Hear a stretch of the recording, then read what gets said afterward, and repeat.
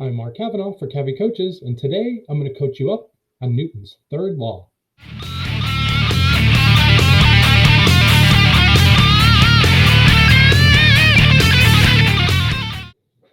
In this video, we're going to talk about Newton's third law, the force pairs law. Newton's third law is probably the easiest to state and also has the most common mistakes made with it. What we're going to do to prove Newton's third law is we're going to do a force sensor demonstration where I have two students that are each holding a force sensor, and those force sensors are hooked together. So we're going to call them student A and B. So A is going to pull on their force sensor while B does not, and we're going to make a graph and see how those graphs compare.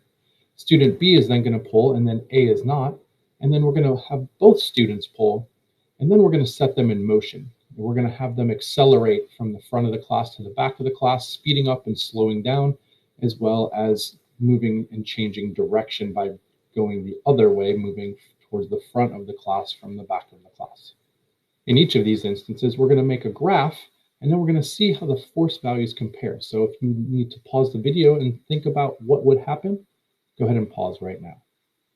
So let's look at Newton's third law. Newton's third law, for every action, you probably could finish it, there's an equal and opposite reaction. So what that means is that if there's a force exerted by me on an object, that object exerts the same force back in the opposite direction on me. So here's an example. An object A exerts a force F on B, and B exerts that same force in the opposite direction, negative F, on A. Now, Newton's third law I like to call the force pairs law. Forces come in pairs that are equal in value and opposite in direction. The reason the force pairs law makes more sense in regards is we need a pair of free body diagrams to be able to apply Newton's third law. A lot of times we make mistakes and use just one. So let's look at the graphs that we made from the force sensor demo, the force versus time graphs. So we can see we have a red graph, which is force sensor A, and a blue graph, that's force sensor B.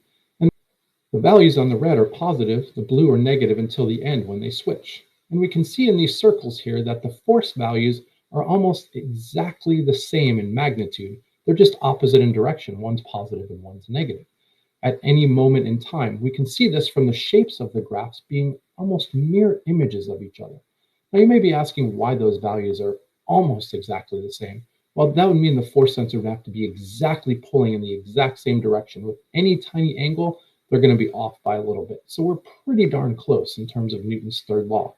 So forces come in pairs that are equal in value in opposite direction as shown through the graph. So let's prove this with a system schema and free body diagrams. So we're going to draw a system schema and free body diagrams. First off, note that we're going to only draw forces in the horizontal direction. So let's look at our system schema. So we have force sensor A and force sensor B that we're going to draw free body diagrams for.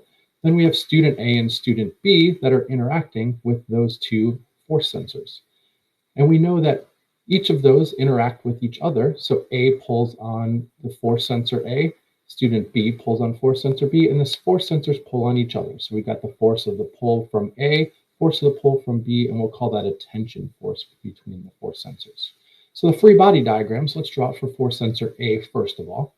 So force sensor A, we have the tension from force sensor B pulling to the right. And it's just a vantage point, so it doesn't really matter which way. We'll just call it to the right. And the student A is pulling it to the left. On force sensor B, we have student pulling to the right and the tension from A pulling to the left. And you can see here on the free body diagram that these two forces are equal in value in opposite direction. And on the system schema, we have those two forces are the forces that have the double-sided arrow. This is why I've had you draw the double-sided arrow since day one of learning system schema, that these two forces here, force sensor A and force sensor B, those are our force pairs. So you only need to think about drawing a system schema to apply Newton's third law. If you draw free body diagrams, you're going to need a pair. Now these free body diagrams represent when A and B are stationary. So you can see that the forces are balanced on force sensor A, the forces are balanced on force sensor B. That is an application of Newton's first law. The third law, we look at the tension from B on A and from A on B, and those are the force pairs that we are looking for.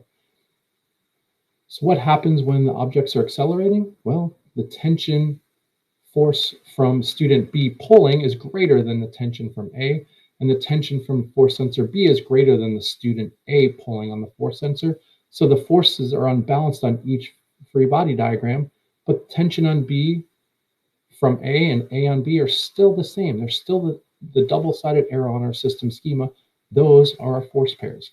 So regardless if it's stationary, moving at a constant velocity, or accelerating, these force pairs are always going to be equal. So as Isaac Newton said, forces come in pairs that are equal in value in opposite direction. So here's a meme I always get from my students every year, that Isaac Newton slaps the roof of a car and the car slaps back Isaac Newton. So force pairs. Now in reality, he hits the car hits him on his hand. Let's see if we can apply Newton's third law. So when you're standing in a cafe and you're waiting for the person, the barista, to get your coffee or your cake or whatever you ordered, one force that acts on you is the normal force. And the question is, what is the pair to this force? So you have to think about what the normal force is. So pause the video here and see if you can't figure it out. You probably said the force of gravity. So let's look at the system schema. So you have U that you're drawing the free body diagram for. We have the normal force and the gravitational force. And if you said gravity, that is an application of Newton's first law, not third law. That is balanced forces, meaning it's not accelerating. The force pairs are going to be the normal force is what we're looking at. So that's the floor pushing up on U. So what is the pair to this force? Well, that is U pushing down on the floor. So remember, whatever does the pushing and pulling, you flip that around. So floor pushes you up, you push the floor down. That is how you apply force pairs. So here's another application of Newton's third law. So we have this horse that's pulling a wagon. As the horse moves the wagon, it accelerates the wagon by applying a 1,000 Newton force, and accelerates it at half a meter per second squared. We want to compare the force that the horse exerts on the wagon. How does the wagon's force compare to that 1,000 Newton force? Well, what we're going to do is we're going to draw a system schema for the wagon. So we have the horse pulling the wagon, that's a tension force, the earth, the gravitational force, and the ground has a normal and friction force. So the question is, how does the wagon's force compare to that 1,000 Newton force? Well, looking here on the system schema, we have that double-sided arrow, wagon, horse, horse, wagon. And what that tells us is that the wagon exerts the same amount of force on the horse as the horse exerts on the wagon. This is an intro to Newton's third law. I hope this was helpful, and I hope you have a great day and an even better tomorrow. If you found this video helpful, don't forget to click the like button down below and subscribe to my channel, Cavi Coaches, and follow me on Instagram and Twitter @CaviCoaches.